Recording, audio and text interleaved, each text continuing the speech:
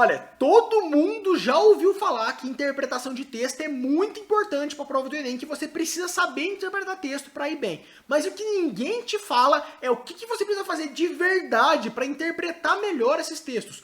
Como que você consegue pegar um texto e usando alguns macetes práticos, você consegue entender aquilo com facilidade, com rapidez e sem ficar em dúvida, sem interpretar as coisas mais ou menos.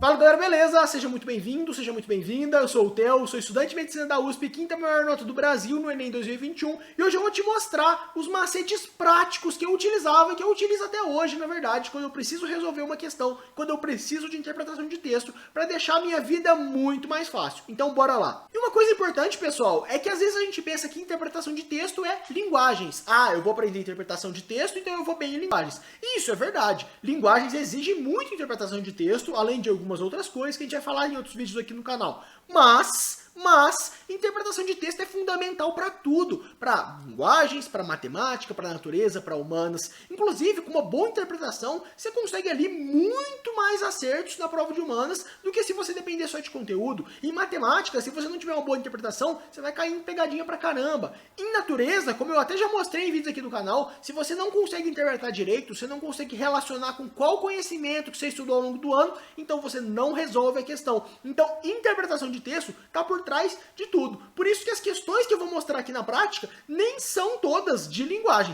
Vamos lá então, pessoal, começando com o primeiro macete, que eu acho que é o mais fundamental, na verdade, para ter uma boa interpretação de texto. Se você quer falar, olha, eu interpreto bem os textos que eu leio, eu acho que você tem que saber fazer isso aqui muito bem, que é a técnica da metáfrase ou paráfrase. Basicamente, essa técnica significa em você ler o texto, enquanto você lê, você reescreve mentalmente esse texto. Então, enquanto eu estou lendo uma, duas, três linhas do texto, eu vou mentalmente pensando naquilo, no que aquilo está significando, só que com uma linguagem muito simples, com uma linguagem didática, com uma linguagem mais curta. Então, aquele texto que era complexo, que às vezes tinha palavras difíceis, agora vai virar um texto curtinho com palavra fácil na minha cabeça. Isso é uma coisa automática, eu me condicionei para fazer isso. Eu fiquei treinando ali, a cada texto eu fazia isso, fazia isso, fazia isso. Então hoje é natural, eu bato o olho no texto, enquanto eu estou lendo, eu já estou reescrevendo ele mentalmente para ficar muito mais simples. Então eu recomendo muito que se você não faz isso, você comece a fazer. Eu vou mostrar aqui na prática como que eu faço isso, né? Olha, a categoria de refugiado carrega em si noções de transitoriedade, provisoriedade e temporalidade. Beleza, até aqui, ó. Selecionando até aqui, o que foi dito para mim? Olha, a categoria de refugiado, ó, o refugiado, aquele cara que é refugiado, ele carrega em si, ou seja, ele tem uma noção de transitoriedade, ou seja, uma coisa transitória, não é para sempre. De provisoriedade, então é provisório. E de temporalidade, mesma coisa, beleza. Então, ser refugiado é uma coisa temporária, uma coisa provisória. Os refugiados situam-se entre o país de origem e o país de destino, ou seja, ele não está nem aqui nem lá. Não está nem no país de origem dele, não está no país dele, mas ele também não está no país para onde ele foi, ele está no meio do caminho. Ó, ao transitar entre os dois universos, ocupam posição marginal, tanto em termos identitários, assentada na falta de pertencimento pleno, enquanto membros da comunidade receptora, e nos vínculos introjetados por códigos partilhados com a comunidade de origem. Olha que termo horrível! Aí agora eu já vou parar aqui e pensar, o que isso disse? Ah, beleza, ele é marginal no sentido de identidade, porque ele como refugiado, parece que ele não pertence daquela cultura, ele não pertence àquele grupo, ele não encaixa, sabe quando no santo não bate? Parece que os costumes dele não é a mesma coisa, ele não está em casa, ele não tem identidade com aquele povo. Beleza, isso aqui foi o que quis dizer. Quanto em termos jurídicos, ao deixarem de exercitar, ao menos em caráter temporário, o status de cidadão no país de origem e portar o status de refugiado. Mais uma vez, olha que termo complicado. Ah tá, ele também tem um status marginal jurídico. Porque se ele não está no país dele, ele não é cidadão, ele não tem um documento, então às vezes ele não pode votar, ele não pode exercer título público, ele não pode fazer nada. Então juridicamente, ele não tem reconhecimento nenhum. Pronto. Esse texto, cheio de palavra complicada, eu traduzi basicamente. Falei, ó, refugiado, ele tem uma situação temporal, né?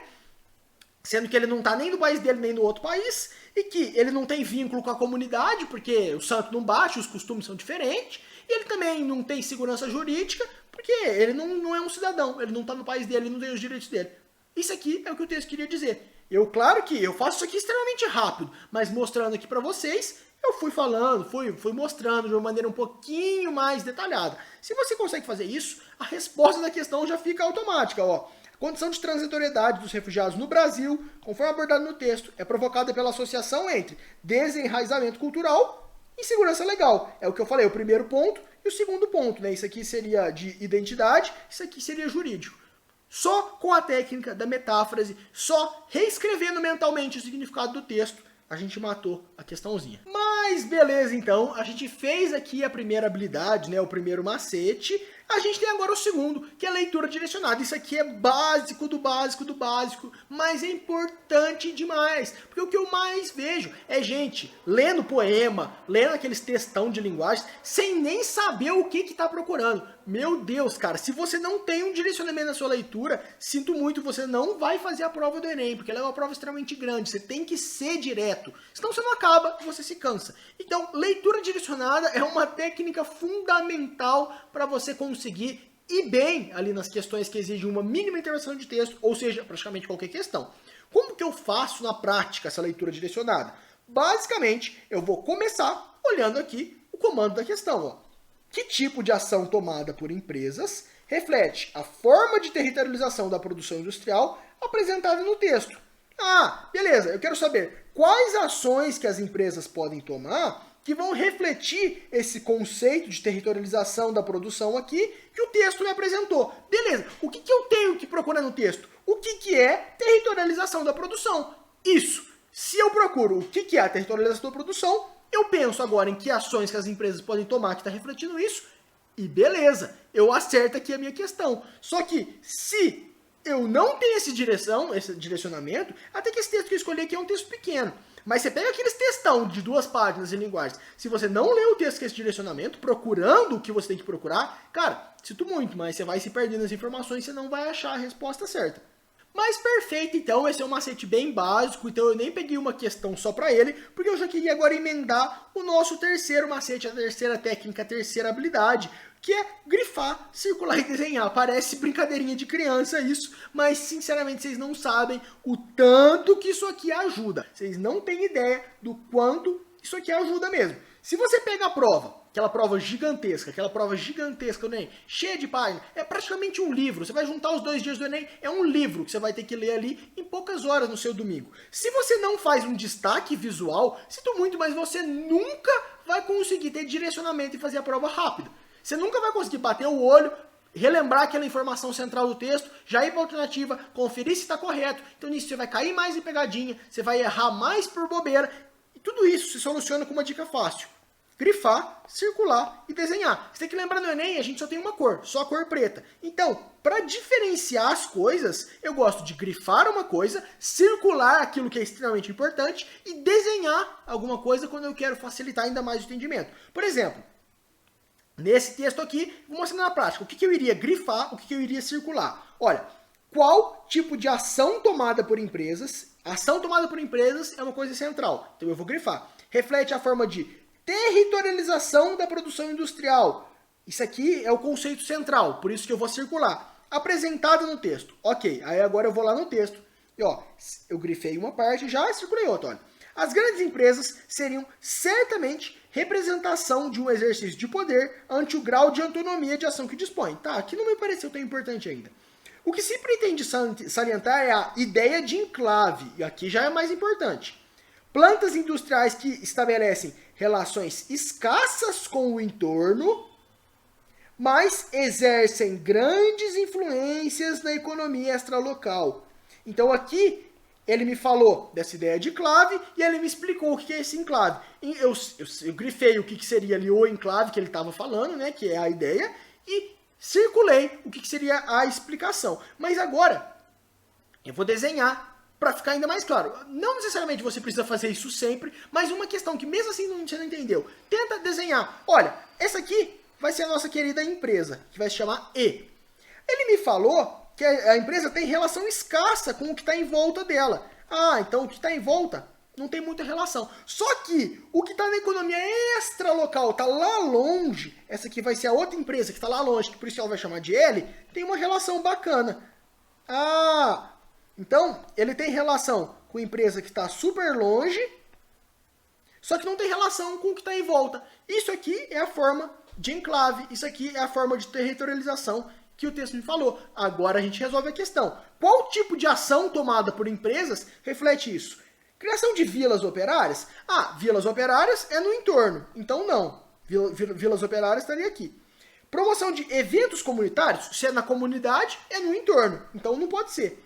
Recuperação de áreas degradadas? Se a empresa está lá, ela está degradando a área no entorno, então também não pode ser. Incorporação de saberes tradicionais. Saber tradicional de quem? Saber tradicional daquela população mais antiga, às vezes a população indígena, aquela população que tinha o conhecimento popular da região do entorno. Então não pode ser. E agora, importação de mão de obra qualificada? Opa, se eu vou importar mão de obra, eu vou trazer de longe. Ah, a alternativa é questãozinha de boa. Vocês podem ver como a ideia de grifar para dar um destaque nos comandos, naquilo que é mais importante, já me traz um visual muito bom. Depois, circular o que é essencial, me traz um direcionamento muito maior na hora de ter que voltar no texto. E desenhar, traduz tudo, fica muito mais fácil. Então vamos supor agora que eu quero olhar e conferir se eu não cometi bobeira. O que eu iria bater o olho? Ó? Que tipo de ação tomada por empresas? Grifei. Reflete a forma de territorialização da produção. Beleza. Aí eu vou ver, qual que é essa territorialização? Lá no texto, é a ideia de enclave, grifei, que consiste em relações escassas com o entorno, circulei, e exercerem grande influência na economia extralocal, circulei. Só com o que está grifado eu respondo a questão. Então se eu quiser voltar na questão, se eu quiser revisar, se eu quiser ter certeza que eu acertei, isso aqui basta para você ter certeza e acertar. Mas beleza, para fechar o vídeo bem, a gente chega agora nas técnicas anti-pegadinha. Esse macetinho aqui é uma coisinha que parece boba também, mas que faz uma diferença tremenda lá na hora da prova, naquela correria. Nossa, isso aqui faz muita diferença. Então, sabe aquela questão de física que você resolveu certo e errou? Por que você não multiplicou por 2 por causa da pegadinha que tinha no texto?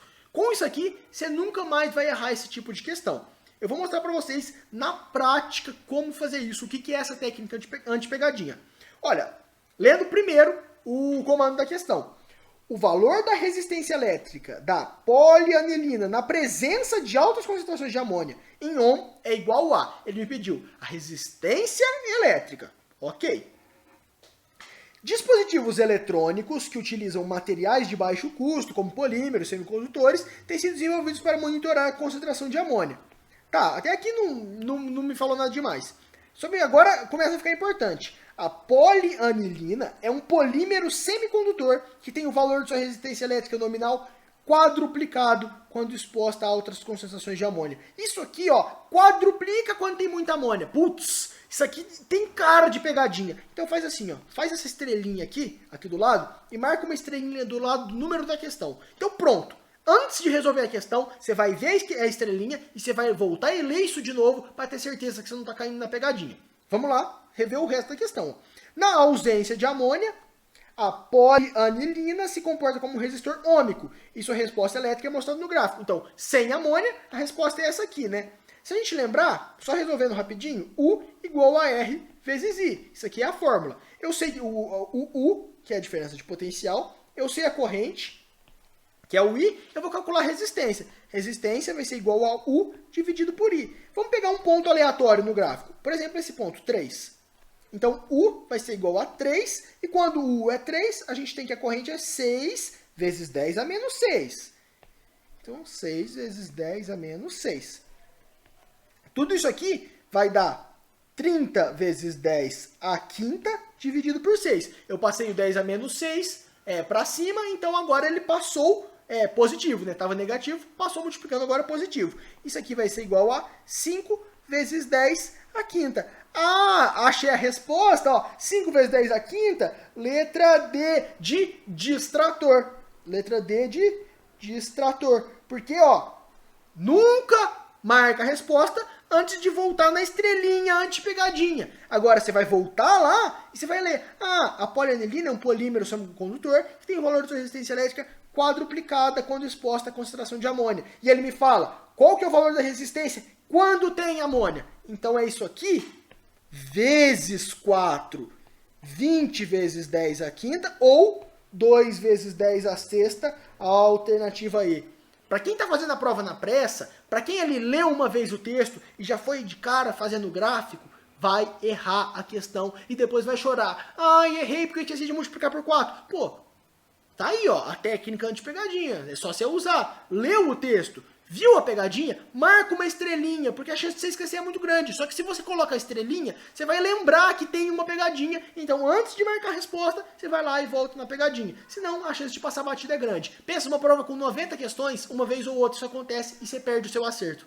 Então, pessoal, nesse vídeo de hoje eu mostrei aqui para vocês 4 técnicas que me ajudavam a interpretar o texto muito melhor. A primeira técnica, aquela técnica da metáfrase, de você reescrever mentalmente enquanto você lê. A segunda técnica da leitura direcionada, que é fundamental para você saber o que responder, o que procurar num texto. Depois a terceira técnica, que é aquela de grifar, circular e desenhar. Essas marcações te ajudam a voltar no texto com uma visão bem mais direta, procurando só as informações importantes de verdade. E a quarta técnica, que é a técnica anti-pegadinha, que é, enquanto você está lendo o texto, isso aqui vale principalmente para exatas, né? Matemática, física, química. Enquanto você está lendo o texto, vá fazendo marcações para você que te digam, aqui tem uma pegadinha, tome cuidado. Com isso aqui, a sua interpretação de texto vai ficar muito melhor, muito mais eficiente, você vai errar muito menos por bobeira, você vai se sentir muito menos cansado, porque tudo isso aqui, na verdade, é o resultado do que eu vi que me ajudava depois de um ano inteiro tentando interpretar texto e cansando e errando questão por bobeira. E no final das contas, esses foram os macetinhos que eu fui desenvolvendo, eu fui criando ao longo do tempo, e agora eu estou aqui passando para vocês para sentar e aplicar. E antes de eu me despedir, passando aqui para lembrar que se você quer aumentar os seus acertos na reta final, nesse pouco tempo de estudo que a gente tem até o Enem, a gente está com uma última semana de inscrições promocionais abertas para o Destrinchando o Enem, com 70% de desconto. Então se você quer aumentar os seus acertos, você quer acertar mais ainda para o Enem 2022, nesse pouco tempo de estudo, você quer usar bem o seu tempo e realmente conseguir fazer uma coisa que te dê diferença, entra no primeiro link da descrição, no Destrinchando o Enem, porque eu tenho certeza que ele vai te ajudar muito, porque já ajudou muita gente. Dá uma olhada nos depoimentos lá, porque o pessoal tá realmente adorando o treinamento. Só explicando mais ou menos o que é o Destrinchando o Enem. Ele é um treinamento que eu e o Matheus montamos com base na análise de todos os últimos anos do Enem, com base em toda a minha experiência de prova, com base em várias análises que a gente fez ali dos dados do Enem, que levaram a gente a concluir que existem 135 questões modelo, ou seja, questões que mudam de cara, mas que na verdade em essência se repetem